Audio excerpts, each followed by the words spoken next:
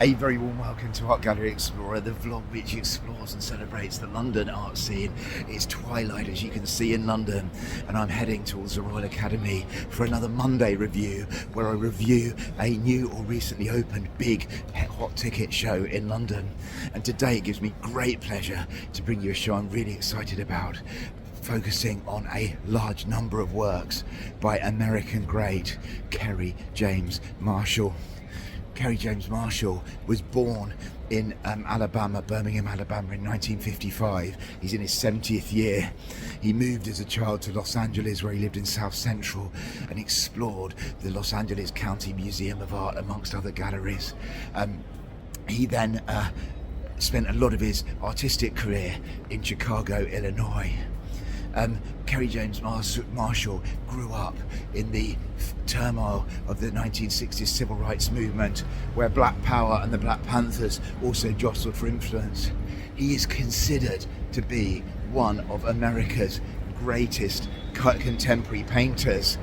He was awarded the MacArthur Fellowship, for example, in the 1990s. But he's also one of the foremost capturers of the Black American experience. I'm expecting huge works, I'm expecting allegorical paintings, and I'm expecting the biggest range of his works to have ever been on show in the UK, or indeed Europe. Although I've seen some of Kerry James Marshall's works in group shows recently in London, I've never been to a show solely focused on his work.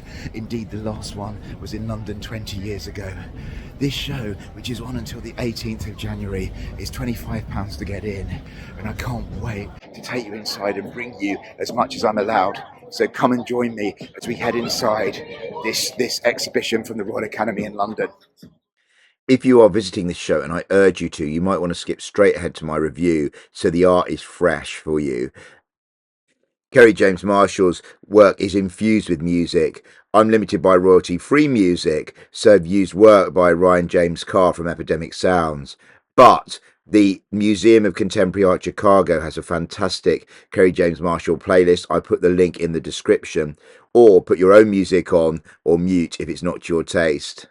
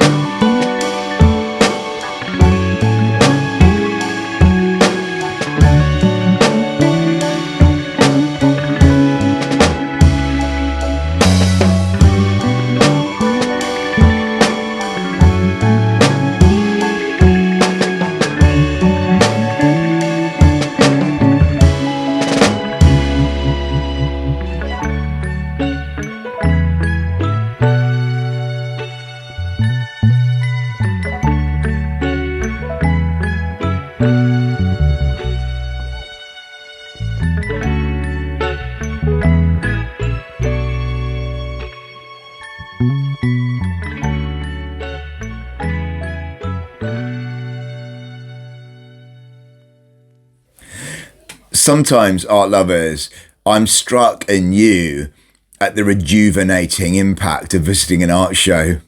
By the time I arrived on my own at the Royal Academy at about 7:15, I was out on my feet. I've been working since 8:30 in the morning and had stopped off actually briefly at another show on the way to the Royal Academy. And sometimes, and often on a Friday, I will go with a friend, a fellow art lover, to see these shows. But this time it was just me. And I was exhausted. But within 5 minutes of being in the Kerry James Marshall show in the first room entitled The Academy, the tiredness left me. And I do sometimes think that going to a good or great art show can rejuvenate you in the same way that sleep or meditation, not medication, can.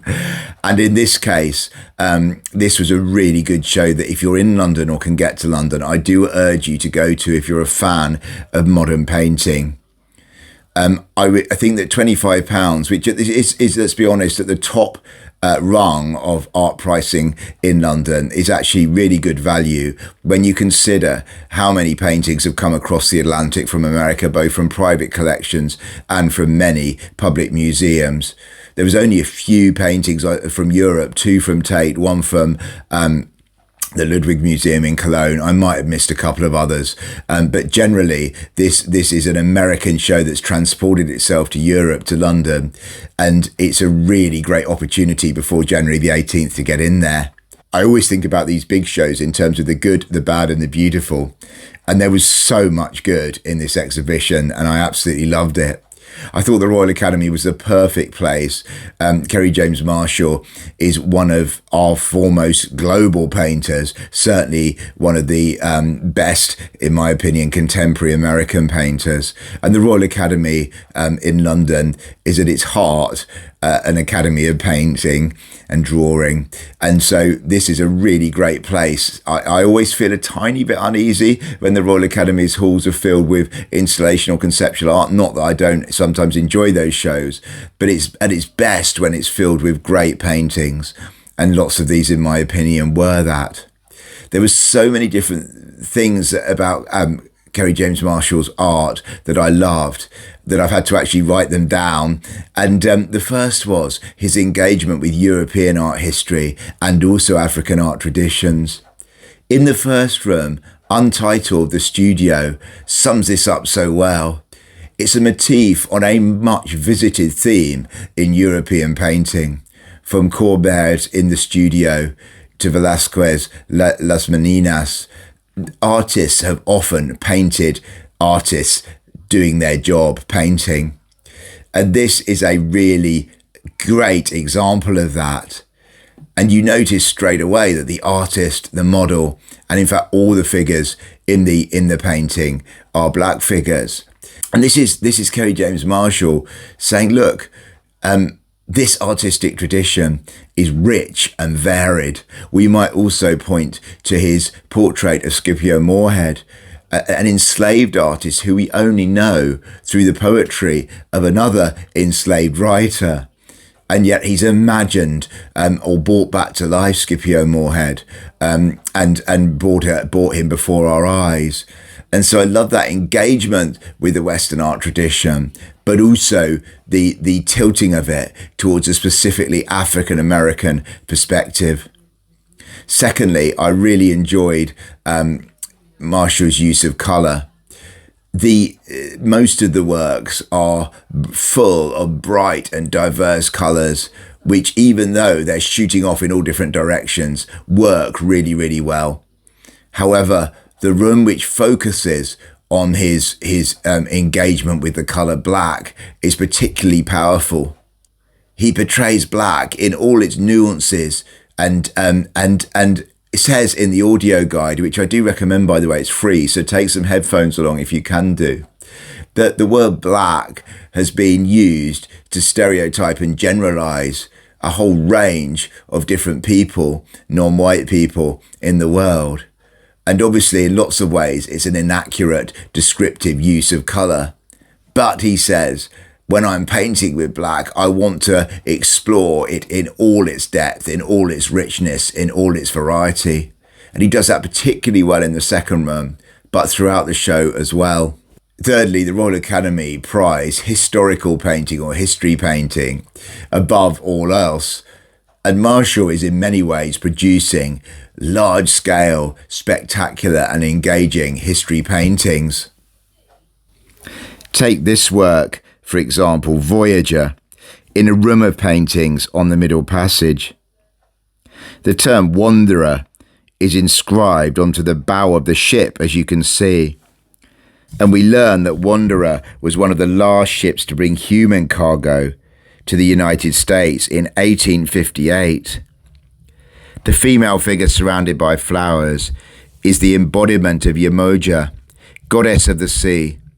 Blue and white according to the exhibition are her colours, and her magic number is 7. You could also look at this portrait of Nat Turner and the head of his master. Nat Turner led in 1831 the deadliest slave uprising in US history. Together with 70 other rebels, Turner killed 55 white people, including the family that he'd been sold to. Marshall asks us to consider how we perceive violence. Sometimes in art, violence is glorified, as in Caravaggio's David with the head of Goliath. It's seen as heroic. Sometimes it's seen as heinous. Sometimes violence is justified to overthrow the oppressor. But how we perceive violence is often about how we perceive the perpetrator of violence. And Marshall's implying here, I think, that in the US, Nat Turner's slave rebellion is seen as a heinous thing. But I suppose he's asking us to ask the question, what would we do if we were enslaved against our will for life by people who would often treat us cruelly? Is this not the same as being oppressed by a violent political leader who we might be lauded for violently overthrowing? There is so much about revisiting history.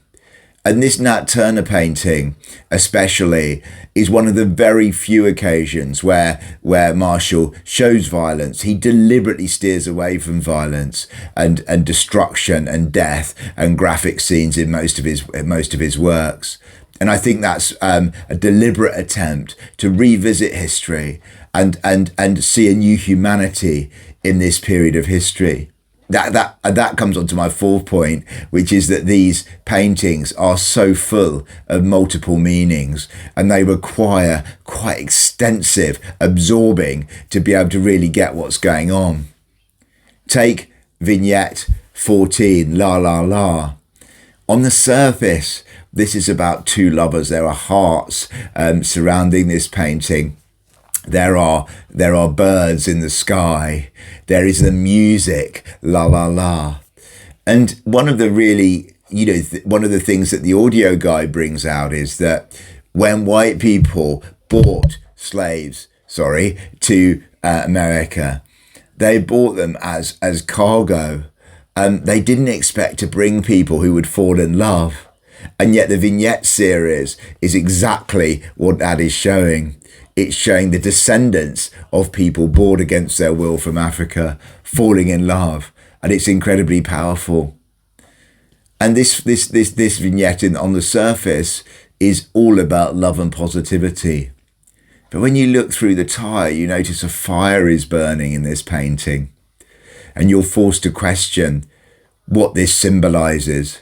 Does this symbolize forces from the past, or does it indeed bring us into the present?